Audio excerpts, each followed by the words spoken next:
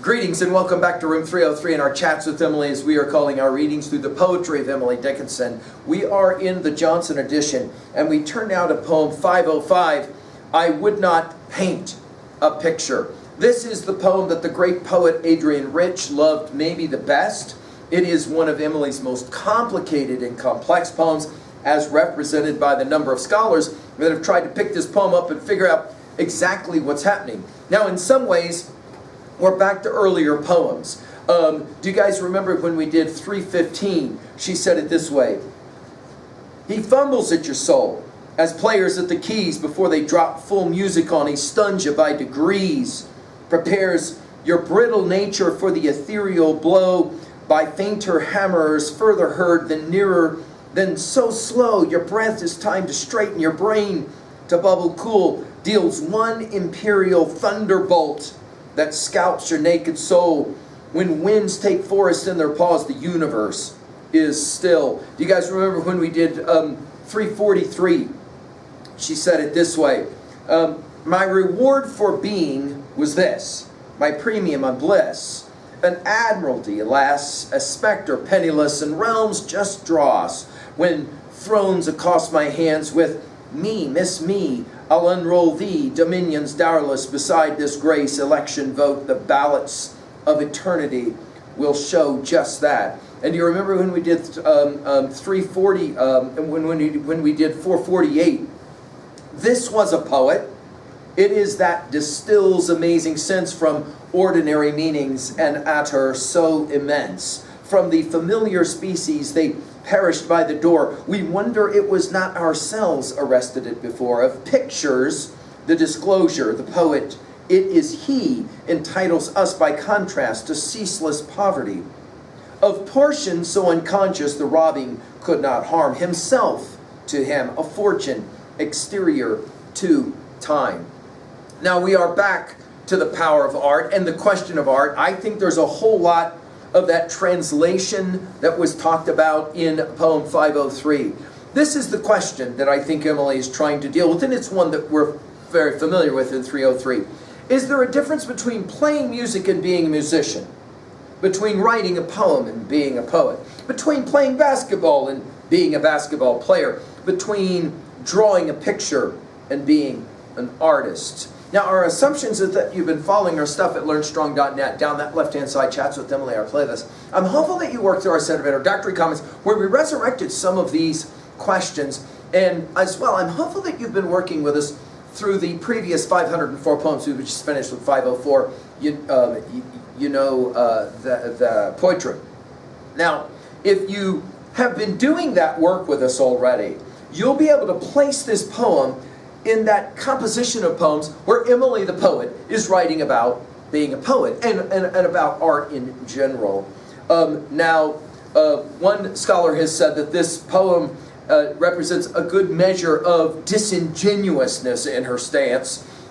She says, nor would I be a poet. And we'll talk about the almost comedic irony of this poem. This is really one of the great poems about art in Emily's collection, where she'll talk about painting first, then about music, and then finally about poetry. Emily, you'll recall, said once about poetry, if I feel physically as if the top of my head were taken off, she said, I know that is poetry. In a poem, 1263, she'll talk about the book as the chariot that bears the human soul. The question of this poem is simple. Is it better to be the audience or to be the artist? A scholar has pointed out this poem is really about, quote, choosing an orthodox feminine role, end quote. Why? Because normally, for Emily, men make the art and women are only allowed to enjoy the art. Emily playing with so many different projects in this poem. It's quite a remarkable one. Notice the construction 3 times, really 4, of the I would or some combination of that. I would not paint a picture. I'd rather be the one its bright impossibility to dwell, delicious on, and wonder how the fingers feel, whose rare celestial stir evokes so sweet a torment, such sumptuous despair. I would not talk like cornets. I'd rather be the one raised softly to the ceilings and out, and easy on through villages of ether, myself endued balloon, by but a lip of metal the pier to my pontoon. Nor would I be a poet, it's finer, own the ear enamored, impotent, content, the license to revere a privilege so awful. What would the dower be, had I the art to stun myself with bolts of melody? This Bolts of Melody by 1945 had become the title of a collection of some of Emily's poetry. Bolts of Melody, I mean, go back to, again, the earlier poems with thunderbolts. Notice she'll first of all begin, and notice the outlining here, right? So she'll move from painting to music to ultimately poetry as she, in each of these different sections, treats her understanding of art. She begins by saying, I would not paint a picture, taking us, of course, back to 448. I'd rather be the one. It's bright impossibility. Obviously, the whole notion of the goal of the artist. To dwell delicious on. Notice, again, the uses of the dash, and then the sounds that are so melodic here. To dwell delicious on in wonder. This is, of course, what all great artists, and, of course, those of us who love to study art will do. How the fingers feel, again, in the painting process, whose rare celestial stir evokes so sweet a torment. Some have pointed out the sexual erotic language, by the way, of this poem. Such sumptuous despair. Notice that we'll go the parallel opposites here, from delicious to despair, right? So she'll begin with the painting. Then she moves to the music. I would not talk like cornets. Again, it's talk. It's brilliant. And again, our series is called Chats with Emily for a reason. Like cornets, like the trumpet, if you will. I'd rather be the one raised softly to the ceilings. And again, the erotic language is obvious here.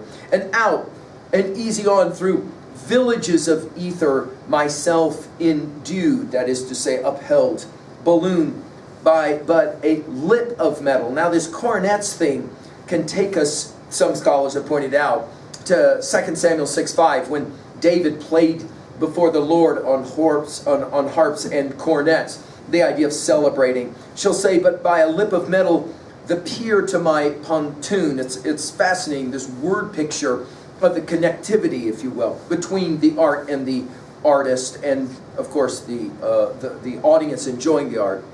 Nor would I. She's building towards this, right? Emily, she says, would rather be what? The owner of the ear listening to poetry than the poet. Is she being authentic here? Again, taking us back to 448 with this was a poet. Nor would I be a poet.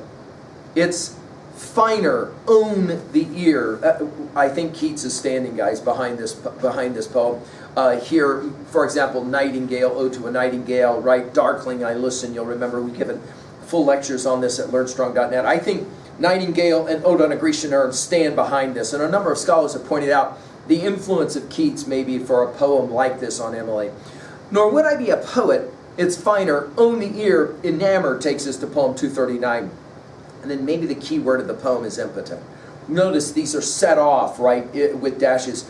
Content, the license to revere. In other words, instead of getting to write these kinds of poems, I just get to listen and enjoy them. But she calls it a privilege so awful, as in David, the great scholar Priest, has pointed out, awful as in awe, A-W-E, and then filled, or full, right, awful.